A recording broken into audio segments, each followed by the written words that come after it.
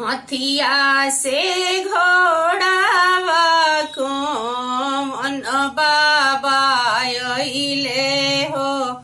धनी ले बहू ले कौन बाबू अइले हो धनी ले बहू ले कौन बाबू अइले हो हथिया तो बान्हे बाबा अपना हाथी सरवा हो बहुआ उतार हो आमा अपना को बरवा हो धनिया उतार हो आमा अपना को बरवा हो हथिया से घोड़ावा को मन चाचा अइले हो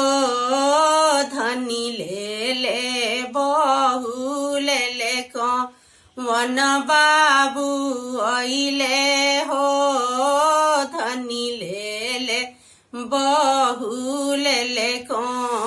मन बाबू अइले हो कारवा से जी पावा को वन भैया अइले हो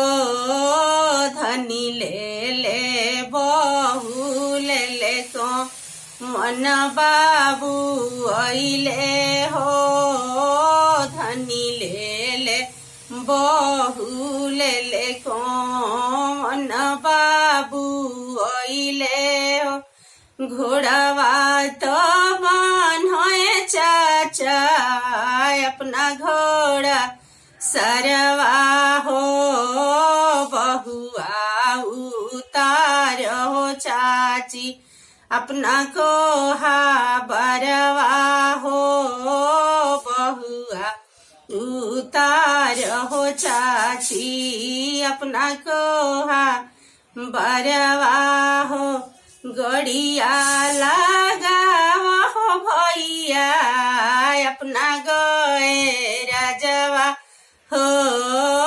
बहुआ उतार हो भाभी अपना को